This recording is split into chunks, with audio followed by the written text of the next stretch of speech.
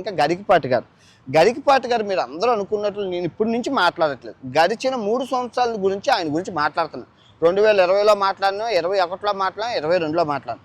ఆయన అన్ని ప్రవచనాలు వింటాను, ఆయన చెప్పిన నీతి బోధనలు వింటాను, ఆయన చెప్పిన రామాయణ మహాభారతాలు ఇతిహాసాలు అన్నీ వింటాను.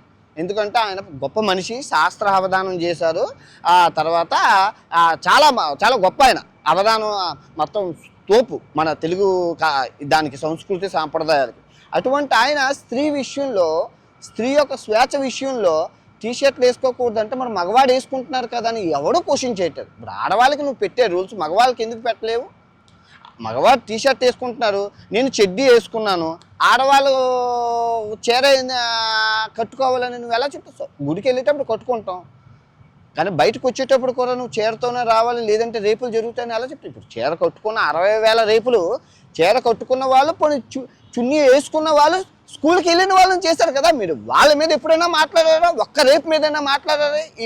ఈ సంస్కృతి సాంప్రదాయం మీ కాపాడడం మీ హక్కు, కానీ సమాజంలో ఏం జరుగుతుందో వాటి మీద ఆపారా? మన ఇంట్లో ఆడపిల్ల మీద జరిగితేనే మీరు రెస్పాండ్ అవుతారా? నేనేం తప్పు చేయలేదు. నేను గడిచిన 6 సంవత్సరాల్లో రేపుల మీద ఎన్ని వీడియోలు చేశాను అన్నది మీరు చూడండి, ఉన్నాయి. ఏవి డిలీట్ చేయలేదు, అలాగే ఉన్నాయి.